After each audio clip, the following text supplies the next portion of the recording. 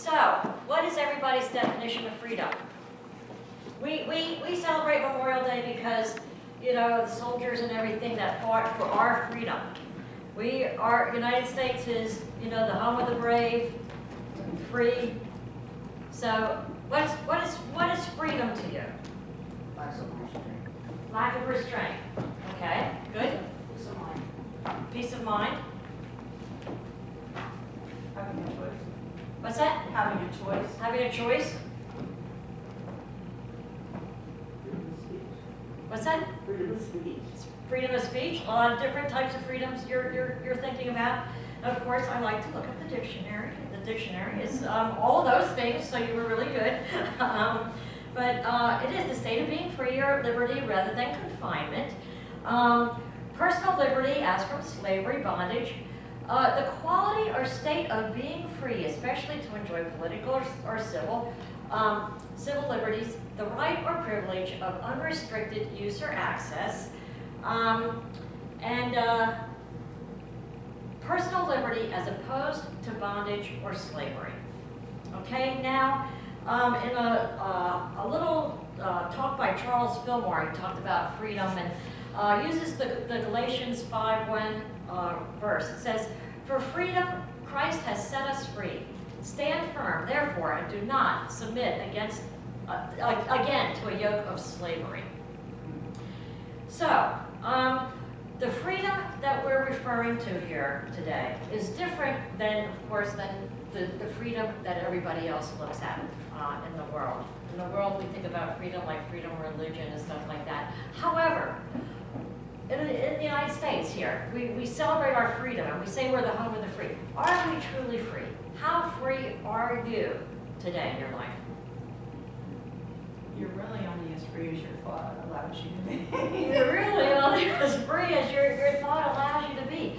You know, it's interesting. I did the memorial service this week for my great uncle who made his transition, and he was 91 years old, and his last name was Spoon. Now he was my grandmother's brother, so he came along later in years and stuff. So that's why he was, you know, quite a bit younger and stuff. But one of his big things was to look into genealogy and to find his roots, where he came from. And there was stuff that I didn't know because, and this now affects me because, you know, I was in that. I'm an ancestor of the Spoons, you know. So anyway, he tracked it all the way to the Revolutionary War. And my ancestor, however many greats it would be, grandfather, fought in the Revolutionary War as a Hessian soldier on the British side. So I thought that was very interesting. You know, we're celebrating our freedom and, you know, our country fought against the British and stuff. However, at that time, one of my ancestors was on the other side. Does that mean anything for me today? No, I'm still proud of where I came from. You know, my ancestor, he was there doing whatever. I'm proud of where I came from. That doesn't make any difference to me. You know, one of the things, as far as limitations and freedom, is exactly what you said. We're as free as our thoughts make us. Emmett Fox, and you know what, I didn't really realize that Emmett Fox actually changed his profession due to Charles Fillmore, being a follower of Charles Fillmore. I just thought that they were kind of around the same time, but actually he was a follower of Charles Fillmore. But in his booklet that's really popular called The Mental Equivalent, he tells this story. This is awesome. Set in the Middle Ages, the story is of a man held prisoner in a dark dungeon for 20 years. During all that time, the man saw no one except a jailer who came to his cell once a day with bread and water. Finally, the prisoner became so distraught that he decided to attack the jailer, hoping that the jailer would kill him in self-defense and end his misery. As he prepared for the attack, the man examined his cell door and found that it was not locked. In amazement, he discovered that it had never been locked. The man opened the door and quickly escaped by passing some guards who completely ignored him. He made his way home and lived happily ever after. So for 20 years, he lived in a cell that there was no lock on. He could have left at any time. And we think, boy, what an idiot. Why would he check the cell? However, where are we sitting today? What cell are we sitting in that we have put ourselves in and holding the door shut and not willing to leave? And I want you to think about this. We talk about spiritual freedom. And in the class, we talked, one of the first couple of weeks, we talked about absolute truth and relative truth. The absolute truth, meaning the truth of God, Christ's truth, which are those concepts or those, those things of God that, it's the absolute truth. Meaning, when we talk about our sickness and our ills and our whatever, what is the real truth? We're whole. We're whole. There is no sickness. When we talk about our lack and our financial affairs and everything, what's the real truth?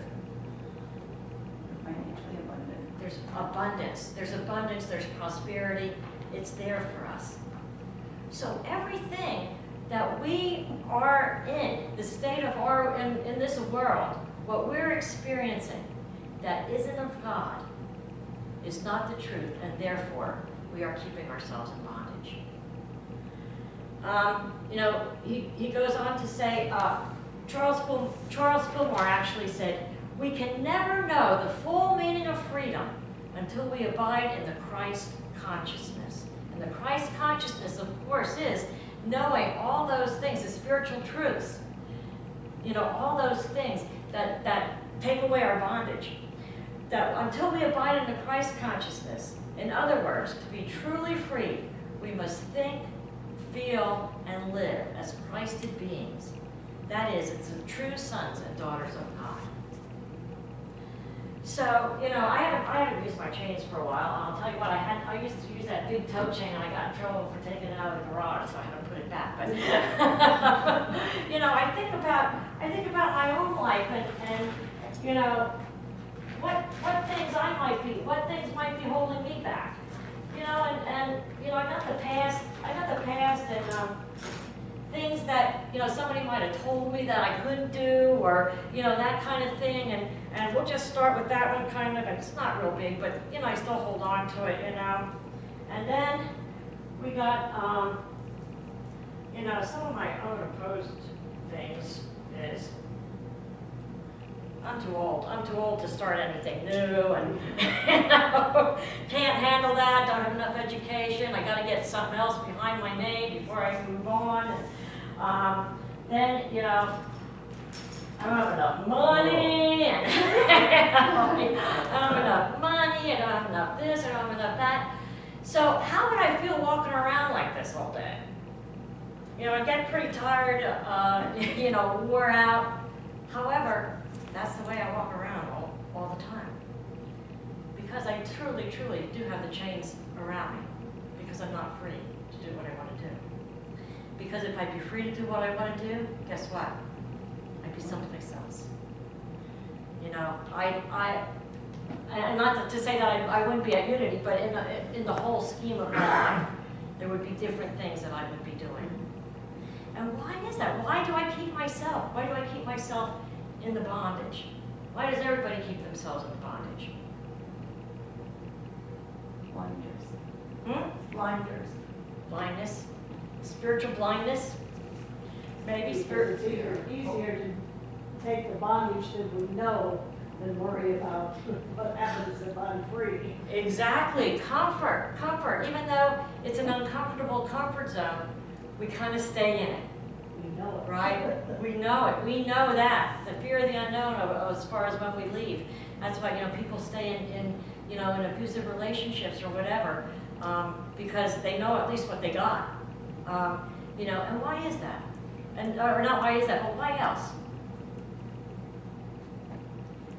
We've accepted a lot of times what other people told us about ourselves.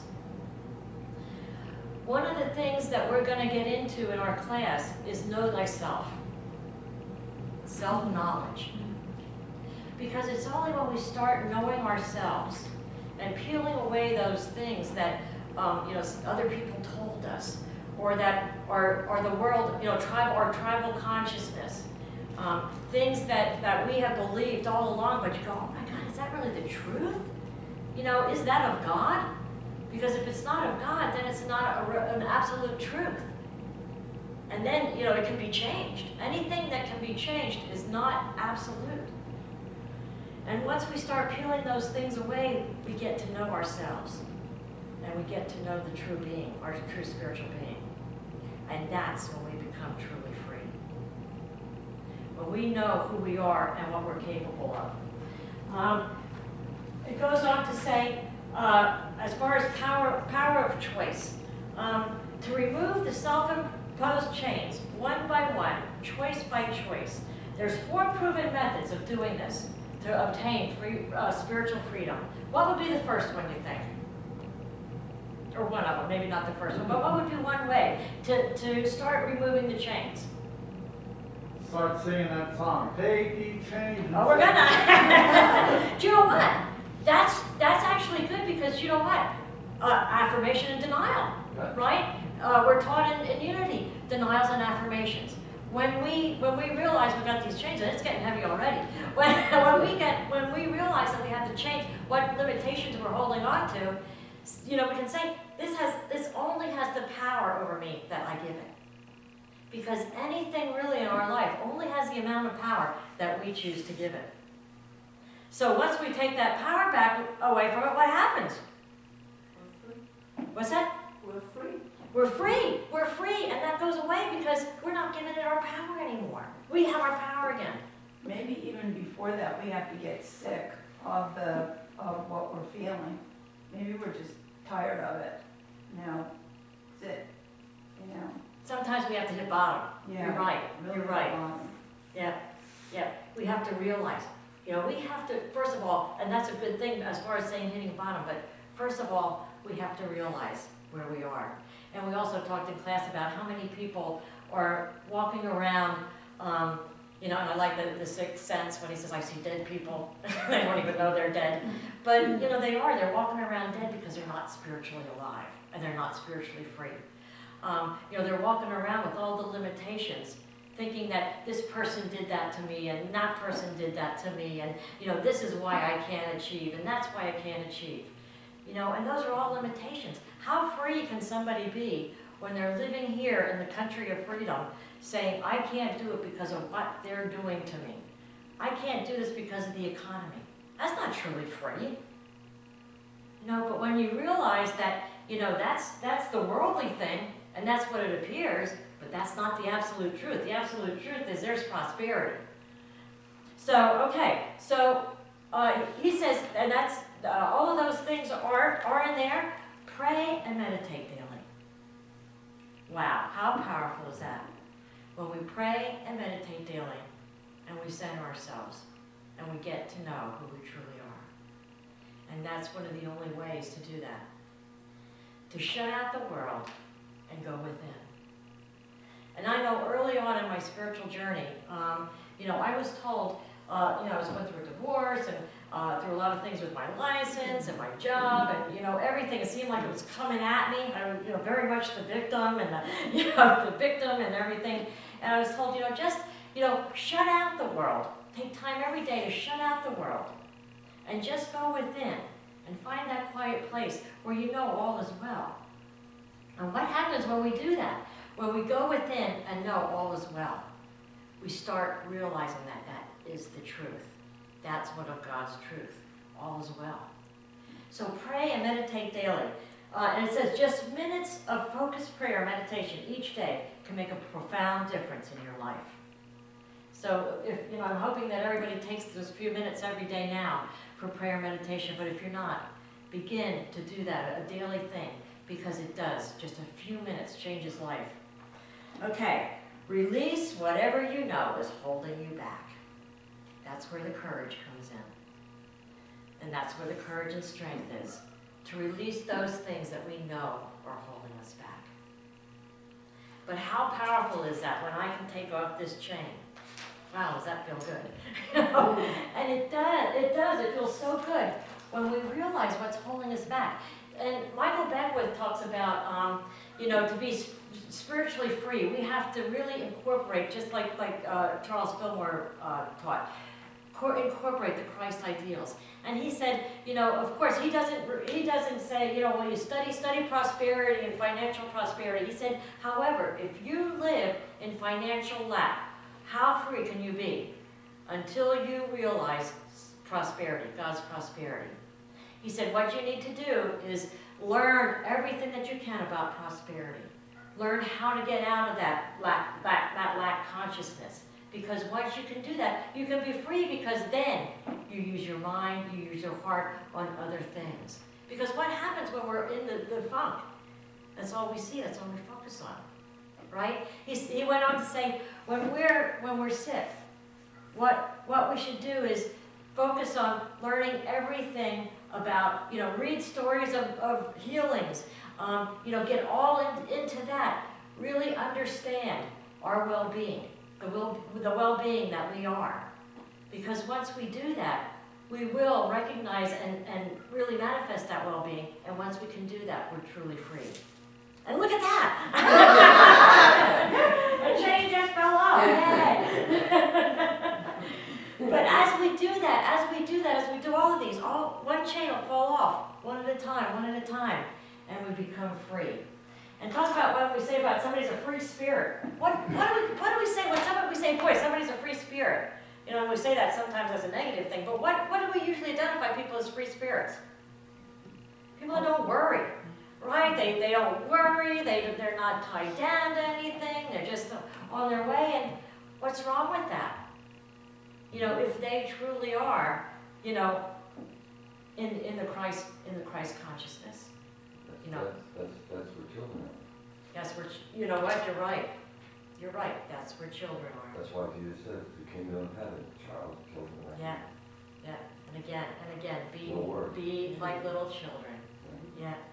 Yeah, and that's the message that I gave last week at the other church. I gave I talked about the dandelions and the mud puddles, about seeing life through the eyes of a child, without limitation, without worries.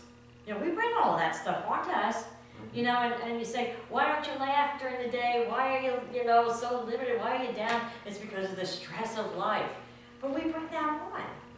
And it's once we realize that, and if we have the power to bring it on, we got the power to let it go, too. You know, we have that ability to do that. So release whatever you know is holding you back. Ask God for guidance in doing this. And revealing anything you may not know, is confining you. Gently but firmly deny false beliefs and affirm the truth that is revealed to you. And that's what you were saying, or that's what you were saying about the singing the song and stuff like that, is to deny the power something has over us, and to reaffirm the Christ ideals. I experienced freedom. My husband was a victim of suicide.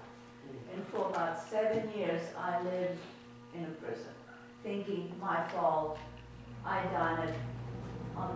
All of a sudden, when I realized it wasn't my fault, I'm not responsible. For me, that was freedom. Oh, exactly. Yes. And you know, what's interesting is I talked to someone this week that was struggling with, you know, a family member that he believed was doing something wrong, you know, and it was their judgment, though, their judgment about, you know, what's right or wrong. We talked a lot about different, you know, what's right, what's wrong, you know, that kind of thing. And I said, how would you feel if you wouldn't have to judge? If you wouldn't have to judge that person, how would you feel? You could release that limitation, and you could just love. And how powerful is that? And there again, you know, you could release that. You could release that guilt. You could love yourself. You could love him. You could do, you know. It took 7 years for me to get over it, to finally realize, wait a minute, this is no. Yeah. You were happy for all that time. Yeah. 7 years. Yeah. I was like in the hell all the time. Yes. And all of these things, No more. That's it. Wasn't my fault. What do you think? you decided to open your door. You were sitting in there, and I remember Sharon Marquardt saying, You know, we sit in a prison, and we rearrange our furniture in there, you know? But we never quite open the door and step out. You know, we appear to make it look better. And when I say that, you know, in class also, we're talking about consciousness. And if you think about victim consciousness, we want to get out of victim consciousness. And now, in Unity, we identify ourselves and we're in victim consciousness. So we elevate ourselves and go to victor. We are the victor. We overcome. However, what's victor and victim consciousness? It's just flip side of the same coin. To have a victor, you have to have a victim. To be a victim, you have to have a victor. So really, you haven't moved much. You maybe moved a little bit, but you really haven't moved out of the victim and victor consciousness, because it's just the flip side of the same coin. And I'll talk more about consciousness in another message, but that's very interesting. That's very interesting. But in subtle ways, throughout the day, and it's amazing, when I start thinking about this, how many things throughout the day that I don't even realize I'm keeping myself in bondage. And think about if we do the circle or whatever, or somebody says, you know, I need a prayer, my friend was just diagnosed with cancer. What do we say? Oh, we say, oh no, right? Bondage, right? Instead of affirming well-being, Christ, you know, God's well-being, we get sucked up into that, you know, that illness, the appearance of illness. When somebody says about, you know, their financial devastation, we get sucked into that. And it's a matter of, and I used to hate Byron Katie's, you know, the worst, because at that time I didn't want to look at any of that stuff. But it's really good because when you stop and you say something, or when you stop and you hear something, you say something that makes you feel bad, and you stop and you say, is that true? Is that really true? What is God's truth about that? And then you say, how would I feel without that thought? You feel free. And once you're able to give that up, and then you know, she says, turn it around, to give that up to God's, to you know, the absolute truth. And that is true freedom, is spiritual freedom. When we know with God all things are possible. When we know that we live in an abundant and prosperous universe, that's freedom. When we know there is no sickness and illness and disease, that, you know, it's well-being, God is wholeness and life, that's freedom. All of those things are spiritual freedom. And we're here on our spiritual journey to realize that. And it's one step at a time, one little thing at a time, because I don't think we even realize how long we've been in that cell and how many doors we have closed. But each time we go through another door, another door, and another door, we're opening our way to daylight. And we think about, go ahead. In the movie Matrix, Morpheus shows Neo the door, so I can show the door, but you must open. Yeah, exactly. Yeah, exactly. Yeah, and that's what, you know, Jesus taught us. You know, here's the door. He says, follow me. And, you know, basically that's what it is. Follow me. When, you know, people think that, you know, think differently as far as when he said follow me, you have to follow me. But it's like he's showing us the way out. He's saying, come on, you know, walk through the door. And we say, don't think I want to do that. I love this little writing. It's called Set Yourself Free. Set yourself free from anything that might hinder you in becoming the person you want to be. Free yourself from the uncertainties about your abilities or the worth of your dreams, from the fears that you may not be able to achieve them or that you won't be what you wanted. Set yourself free from the past. The good things from yesterday are still yours in memory. The things you want to forget, you will, for tomorrow is only a sunrise away. Free yourself from the regret or guilt and promise to live this day as fully as you can. Set yourself free from the expectations of others and never feel guilty or embarrassed if you do not live up to their standards. And in the same way, set ourselves free from expectations and standards of someone else also. You are most important to yourself. Live by what you feel is best and right for you. Others will come to respect your integrity and honesty. Set yourself free to simply be yourself, and you will soar higher than you ever dreamed. I know Crystal has always been, ever since I met her, she's been an inspiration as far as walking out of her prison, and any lack or limitations that she, might have. And this story kind of reminds me of her, and I can see her kind of doing this, so I have to read this. It's called Blind Ambition. Charlie Boswell has always been one of my heroes. He has inspired me and thousands of others to rise above circumstances and live our true passion. Charlie was blinded during World War II while rescuing his friend from a tank that was under fire. He was a great athlete before his accident, and in a testimony to his talent and determination, he decided to try a brand new sport, a sport he never imagined playing, even with his eyesight, golf. Through determination and a deep love for the game, he became the national blind golf champion. He won that honor 13 times. One of his heroes was the great golfer Ben Hogan. So it truly was an honor for Charlie to win the Ben Hogan Award in 1958. Upon meeting Ben Hogan, Charlie was awestruck and stated that he had one wish, and it was to have one round of golf with the great Ben Hogan. Mr. Hogan agreed that playing a round together would be an honor for him as well, as he had heard about Charlie's accomplishments and truly admired his skills. "Would you like to play for money, Mr. Hogan?" blurted out Charlie. "I can't play for money, it wouldn't be fair," said Mr. Hogan. "Oh, come on, Mr. Hogan, $1,000 per hole." "I can't. What would people think of me, taking advantage of you and your circumstances?" replied the sighted golfer. "Chicken, Mr. Hogan?" "Okay," blurted a frustrated Hogan. "But I'm going to play my best. I'm not going to hold back." "Oh, I wouldn't expect anything else," said the confident Boswell. "You're on, Mr. Boswell. You name the time and the place." A very self-assured Boswell responded, 10 o'clock tonight.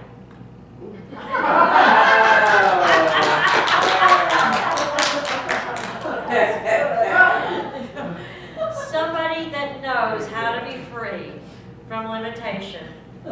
It's not, they know. He knew he had an advantage. And he went by his advantage. And that's what freedom is. That's what freedom is to realize that our advantage is the Christ ideals. We know those, we learn those. And that's the advantage that we have in life. That we know, that we can say, is this true? Because it's only the absolute truth that's from God that we need to live, that we're here to live.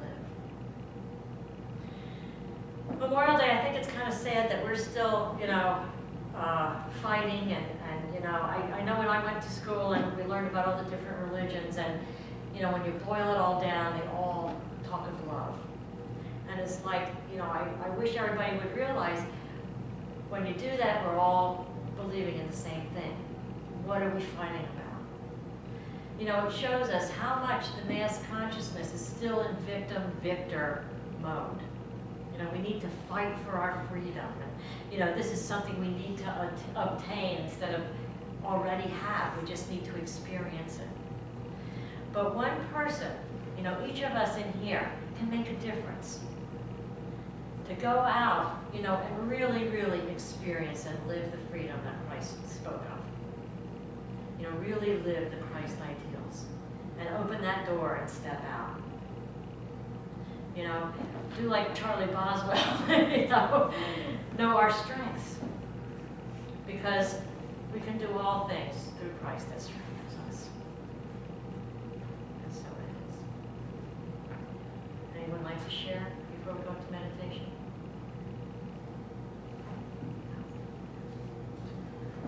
Would you like to play the meditation? Oh, Steve, do you have, okay, I didn't say you had that, yeah. I invite everyone to get comfortable in their seat.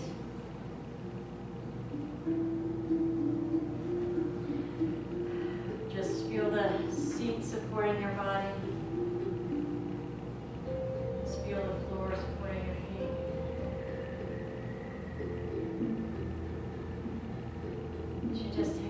breath in, just relax. Feel your body relax.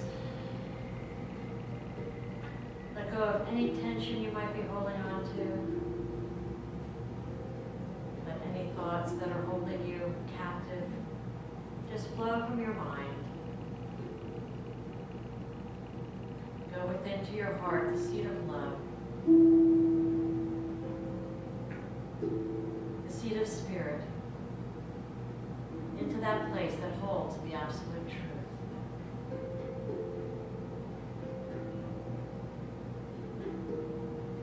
As you sit in that place of absolute truth, that place of our own Christed being, I invite you to bring up any limitations that you might be holding in your mind. Any thoughts of lack, any thoughts of limitation, any thoughts of illness, any self-judgment.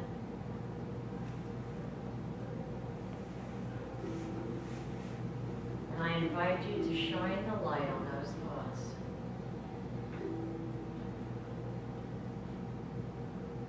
Shine the light of the absolute truth. For with God, all things are possible. There are no limitations. As we make a commitment to substitute the truth for those limitations that we hold in mind, really feel the knowing. Feel the knowing. Just as Jesus taught us, know the truth and the truth shall set you free. For as we have thoughts of lack, and we affirm the absolute prosperity and abundance of God, you see that lack dissolve and fade away.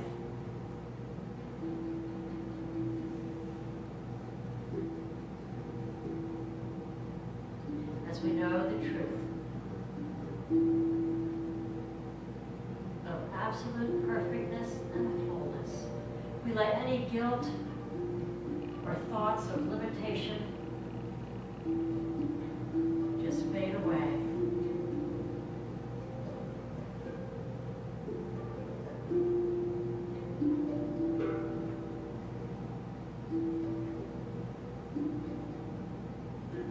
As we feel ourselves being risen up,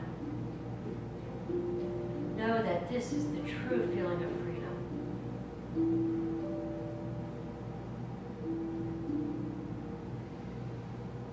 The freedom to think thoughts that are godlike.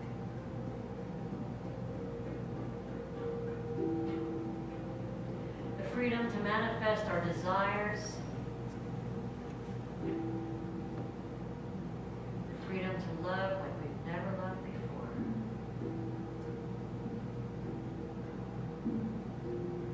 The freedom to be truly who we are.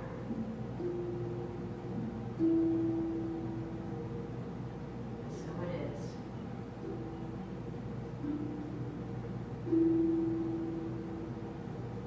I invite you when you're ready to just feel the seat underneath you. Come back in this room with a new feeling of lightness, of freedom, of joy, freedom of overcoming.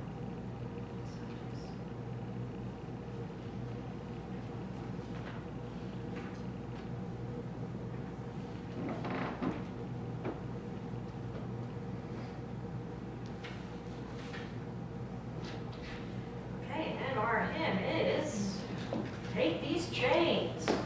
And you know, it's a good. This is a good song to. It's the yellow part of the book, number 14. Or